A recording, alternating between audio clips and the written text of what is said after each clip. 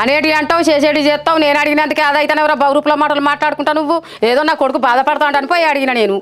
బహురూపుల మాటలు మాట్లాడే నేను కాదే అమ్మా, నువ్వే.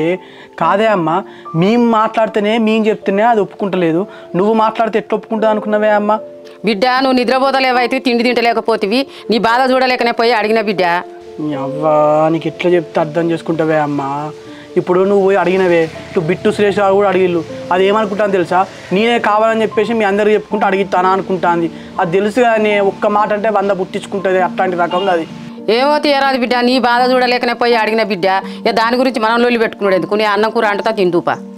ఏం తినాలనే అమ్మ, నాకు ఈ 3 రోజులకెళ్ళి తిండి కాదు కదా, నాకు ఏం చేయబుద్ధి అవుతలే, నాకు పిచ్చి లేచినట్టు అవుతుంది. నువ్వేమో గిట్లా అదేమో అట్లా. నా దోస్తు గారు కూడా లాస్ట్కు నన్ను పట్టించుకుంటలేరు, నా మాట వింటలేరు, నాదే తప్పు అంటారు. నాకు ఏం చేయాలో అర్థమవుతలేదే అమ్మ అసలు.